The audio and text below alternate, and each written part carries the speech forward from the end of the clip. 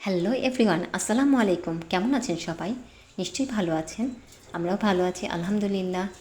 আজকে আমি আপনাদের জন্য নিয়ে এসেছি খুদের পোলাও। এটাকে আমরা খুদের পোলাও বলি, কেউ বলে খুদের বিরিয়ানি, কেউ বলে খুদের ভাত।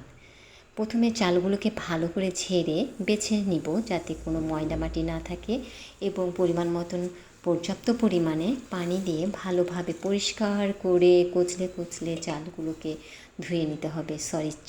চালের খুদগুলোকে ধুয়ে নিতে হবে। চালের খুদগুলো ধোয়া হয়ে গেলে প্রথমে চুলায় একটি ফ্রাই প্যান দেবো এবং এতে 3 থেকে 4 টেবিল চামচ পরিমাণ তেল দেব।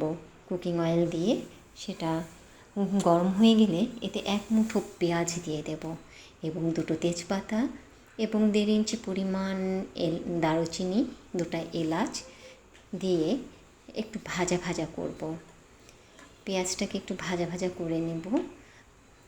পেঁয়াজটা যখন একটু ব্রাউন কালার আসবে হালকা, তখন এতে ফোড়ন দিব কয়টা শুকনো মরিচগুলো চিড়ে দেব। শুকনো মরিচগুলো অবশ্যই আপনারা একটু চিড়ে দেবেন, তাহলে তেল ছিটে গায়ে পড়বে না এবং ফ্লেভারটা বেশ ভালো আসবে।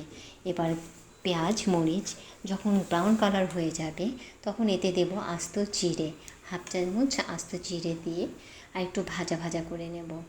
বা একটু ভাজা হয়ে গেলে এতে দেব 1 টেবিল চামচ পরিমাণ আদা রসুনের পেস্ট দিয়ে একটু ভালো করে কষিয়ে নেব যাতে আদা রসুনের গন্ধটা না থাকে।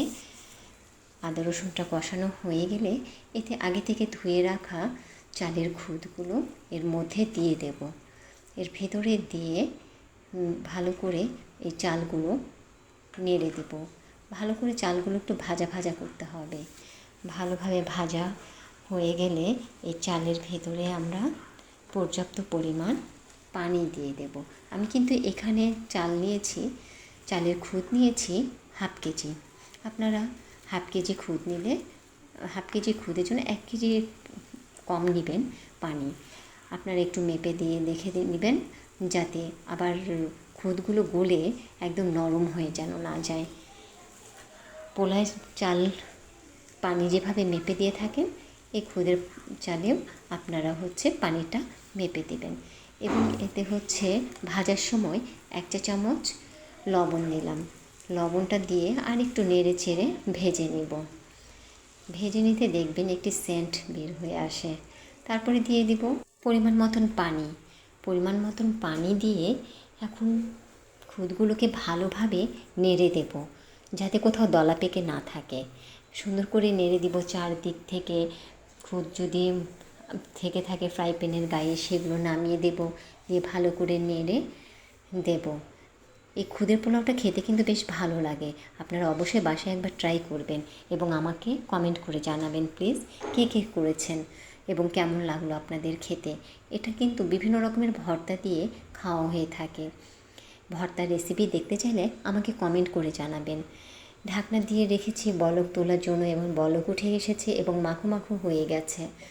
মাখা হয়ে যাওয়ার পর এটা আরেকটু নেড়ে দেব। পানি দেখুন গায়ের সাথে লাগা লাগা হয়েছে। এখন ভালো করে একটু নেড়ে দিয়ে আমরা ড্রাই 10 মিনিটের জন্য আবার রেখে দেব দমে। আমি ঢাকনাটা দিয়ে দমে রেখেছিলাম। ঢাকনাটা দেওয়াটা আপনাদের দেখাতে পারলাম না, ক্যামেরাটা অফ হয়ে গেছিলো। এখন দেখুন 10 মিনিট পরে আমি পোলাওটা নিয়ে নাড়াচাড়া করে দেখাচ্ছি। এখন কিন্তু চুলার জাল অফ করে দিয়েছি। এখন দেখছি পোলাওটা কেমন হলো। দেখুন কত সুন্দর হয়েছে। আপনারা ভিডিওটা নতুন দেখলে এবং আপনাদের ভালো লাগলে আমার চ্যানেলটা সাবস্ক্রাইব করে দিবেন প্লিজ। তাহলে আমি আপনাদের জন্য আরও নতুন নতুন ভিডিও নিয়ে আসার অনুপ্রেরণা পাবো। আপনারা এর সাথে কি দেখতে চান, কোন ধরনের ভর্তাগুলো দেখতে চান সেটা অবশ্যই কমেন্ট করে জানাবেন। আমি সেই রেসিপি আপনাদের জন্য নিয়ে আসব। আপনাদেরকে অসংখ্য ধন্যবাদ আমার সাথে থাকার জন্য। এবার গরম গরম পরিবেশন করতে পারেন। হয়ে গেছে আমার খুদের পোলাও বিভিন্ন রকমের ভর্তার সাথে।